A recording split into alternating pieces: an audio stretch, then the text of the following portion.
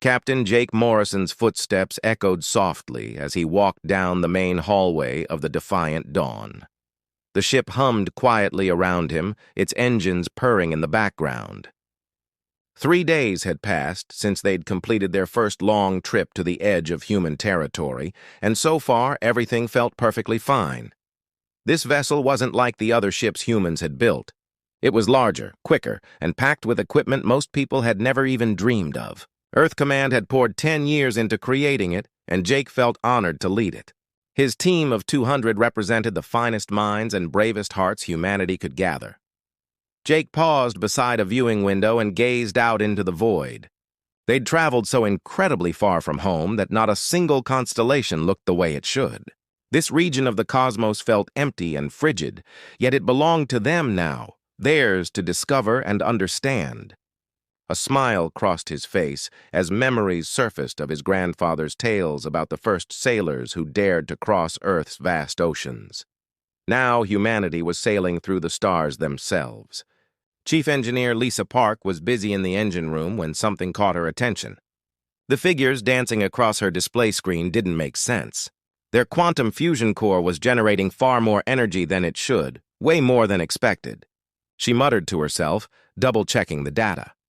Power production had jumped by 30% since yesterday, yet nobody had adjusted anything. The core functioned flawlessly, perhaps too flawlessly. Lisa waved over her assistant, Tom Brady, and pointed at the screen. Tom studied the information and let out a low whistle. No way this is possible. The core would overheat if it produced this kind of output. But check the temperature. Everything reads normal. Lisa's expression darkened with concern. She'd spent 15 years working with fusion engines, and nothing like this had ever crossed her path before. Their power system wasn't just exceeding expectations, it was breaking the rules of what should be achievable. Up on the bridge, First Officer Danny Walsh struggled to reach Earth Command. The transmission he'd received that morning came through garbled and mostly incomprehensible. Static filled most of it, but a few words pushed through. Immediate recall, classification level Omega.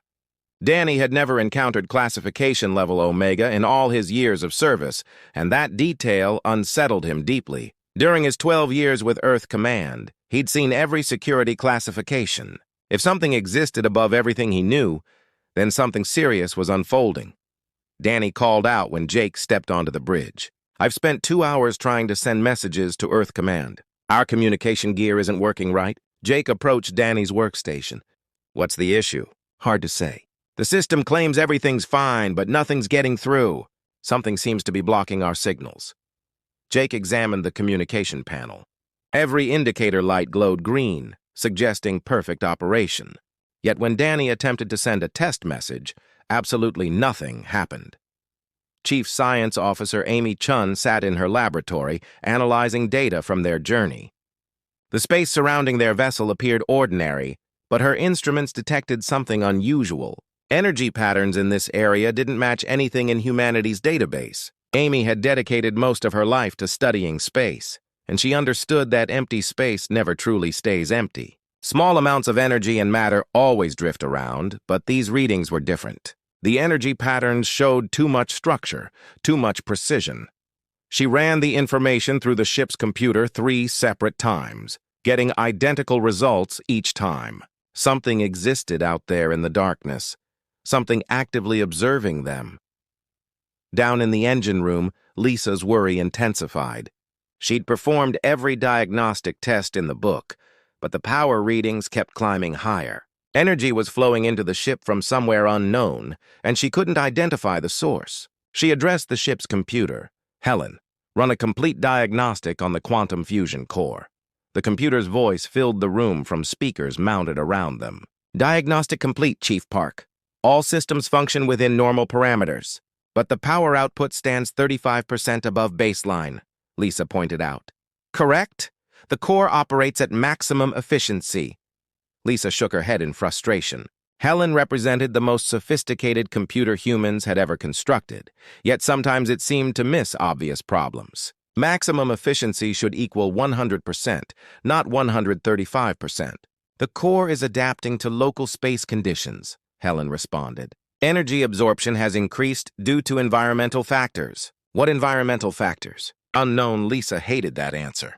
Helen possessed vast knowledge about the ship's operations. If the computer couldn't explain what was happening, then something had gone seriously wrong.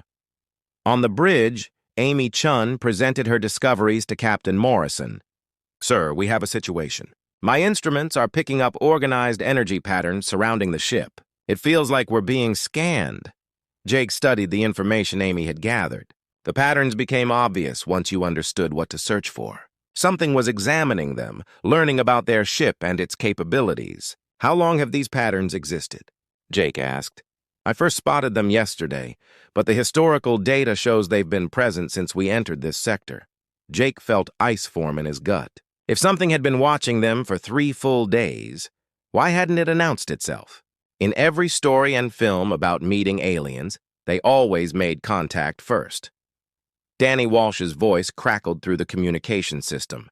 "Captain, to the bridge. We've got a major problem." Jake and his officers rushed to the bridge. The main display showed the space around them, but it wasn't empty anymore. Massive structures materialized from nowhere, forming a huge ring around the Defiant Dawn. "What are we looking at?" Jake demanded. Amy Chun ran her scans. They're reality anchors, devices capable of locking down space-time in a specific region. "They're attempting to trap us here." "Can we jump away?" Jake asked. "No, sir. The quantum drive won't respond. We're pinned down." The largest alien armada ever assembled began emerging into normal space.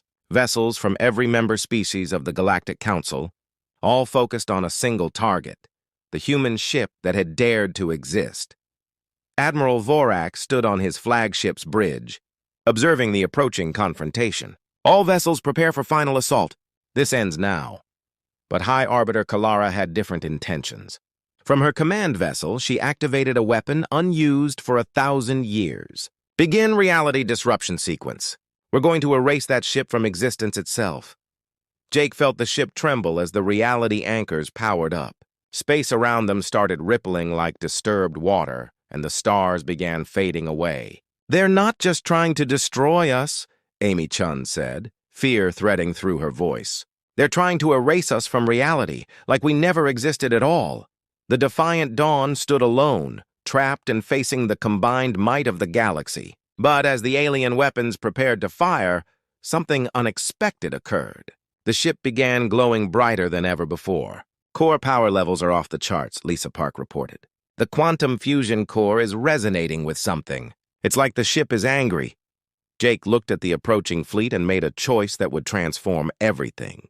"All hands, this is the captain. We didn't start this fight, but we're going to finish it." Battle stations. The war for humanity's right to exist in the galaxy was about to begin. The battle opened with a sound no human had ever experienced before. 10,000 alien ships fired simultaneously, and the noise felt like the universe itself crying out. The Defiant Dawn absorbed enough firepower to vaporize a small moon, but instead of shattering, it drank in every blast.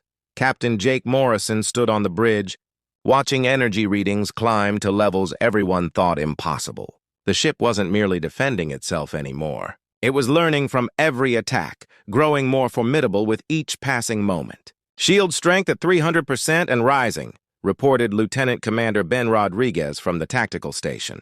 "The ship is transforming all incoming energy into power for our systems." But this assault differed from the first one. The aliens weren't using conventional weapons now.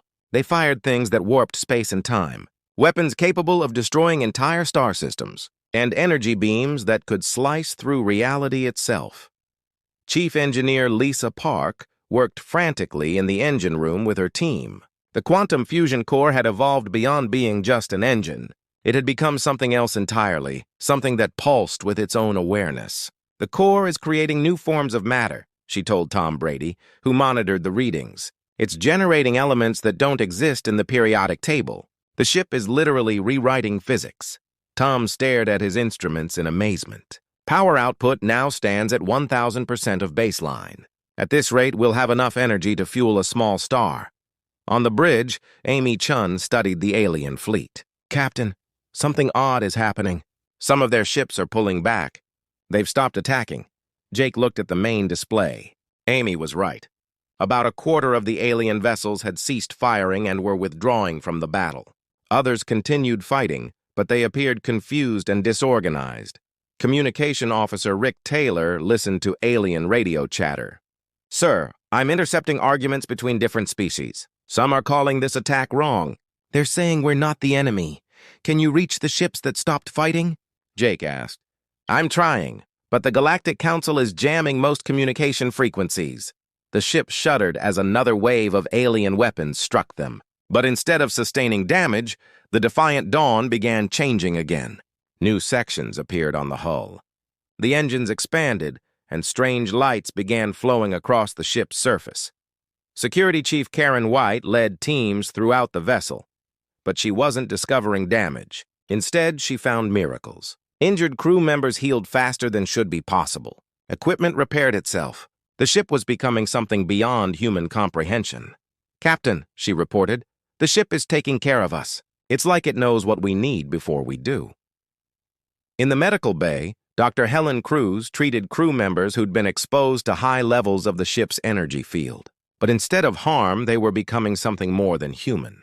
"Their brain activity is increasing exponentially," she told Nurse Patricia Lopez. "They're thinking faster, reacting quicker, and solving problems that would normally take teams of scientists." Patricia examined the test results. "Are they still human?" "Yes, but they're becoming the finest version of human possible. It's like the ship is helping us evolve."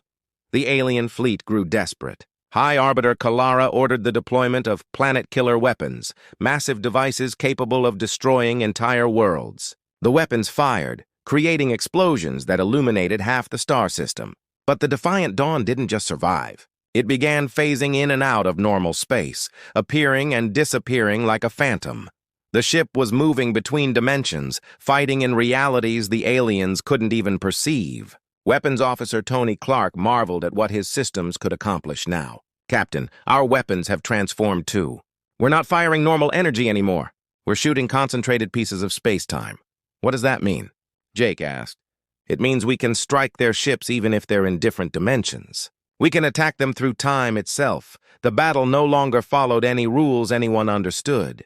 The Defiant Dawn fought across multiple realities at once, its weapons hitting alien ships in the past, present, and future simultaneously. Admiral Vorak watched his fleet being destroyed by a single human ship, and he couldn't comprehend how it was possible. "All ships retreat to minimum safe distance.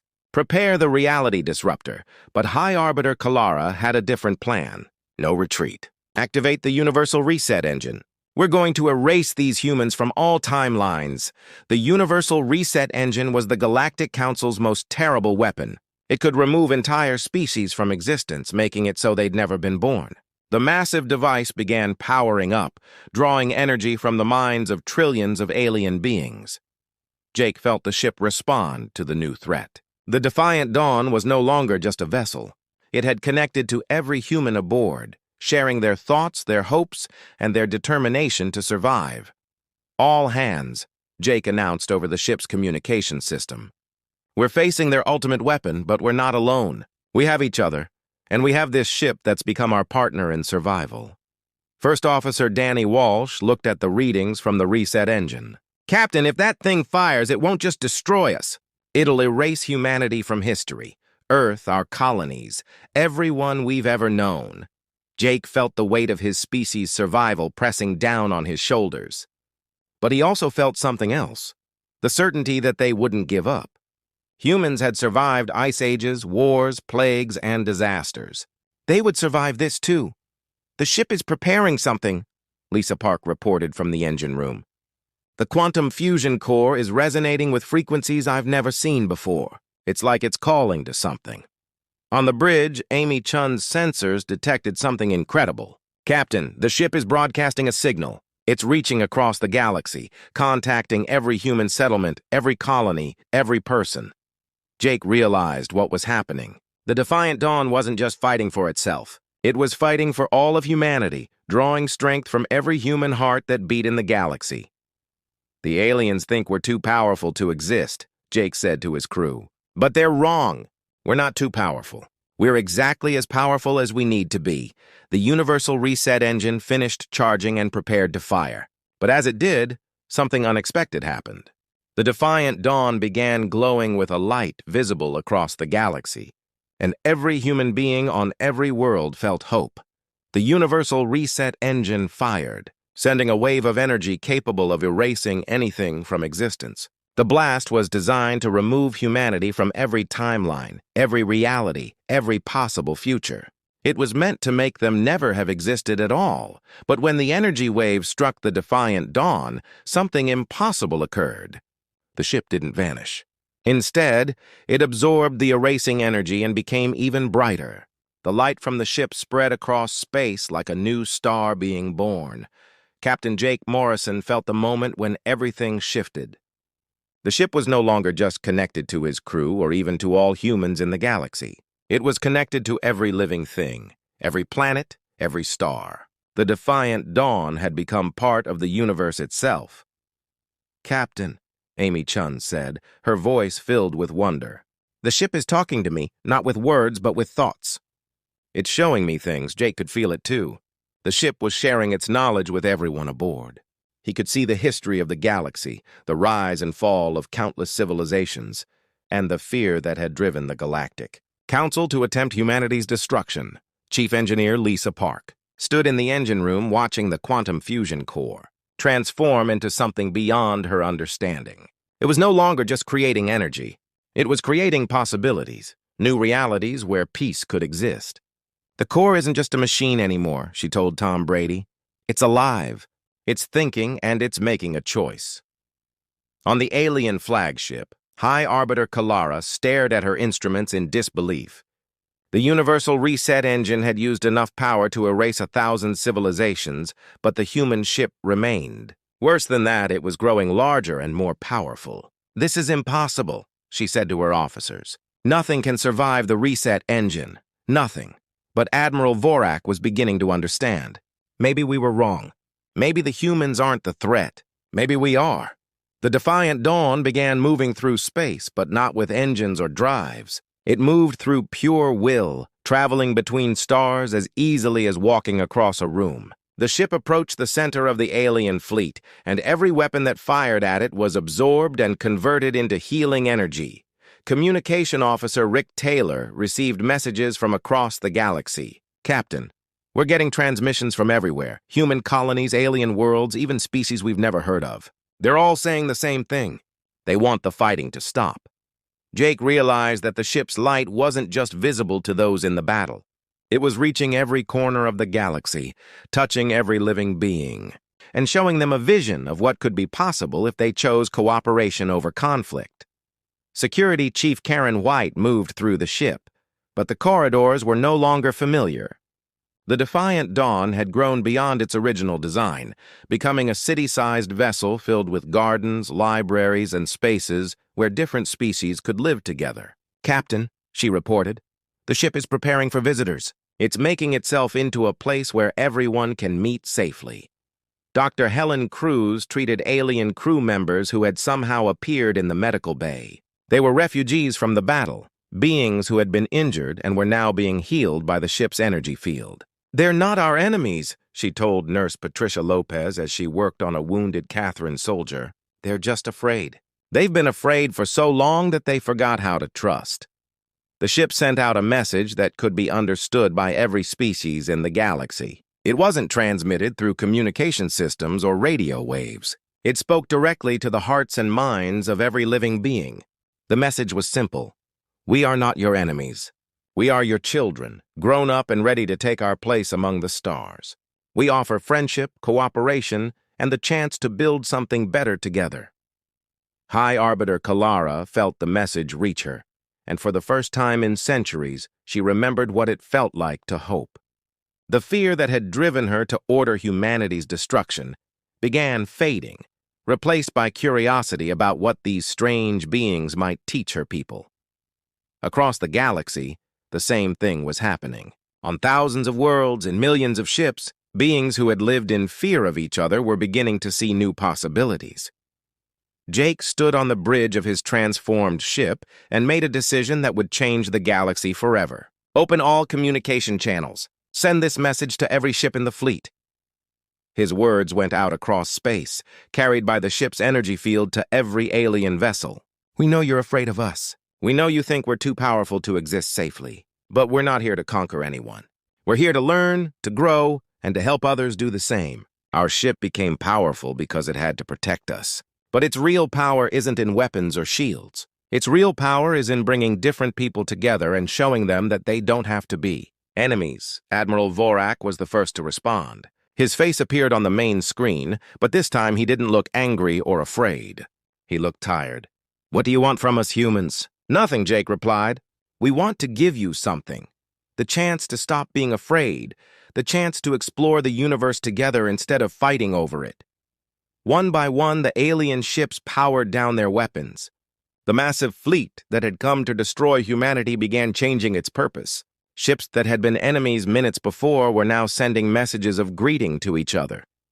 The Universal Reset Engine, the weapon designed to erase civilizations, was transformed by the ship's energy into something new, a device that could heal the damage done by centuries of fear and conflict. Chief Science Officer Amy Chun watched the readings from across the galaxy. "Captain, it's working. Worlds that have been at war for generations are laying down their weapons. The ship's influence is spreading everywhere." Jake looked out at the stars, knowing that humanity had found its place in the galaxy, not through conquest, but through the simple act of refusing to let fear win. The Defiant Dawn had become something the galaxy had never seen before. A ship that proved being powerful didn't mean being dangerous. It showed that the strongest force in the universe wasn't weapons or technology, but the willingness to trust others and work together. Years later, when historians wrote about the day that changed the galaxy, they called it the Great Awakening. It was the day when countless species learned they didn't have to be afraid of each other, and that the universe was big enough for everyone to explore together.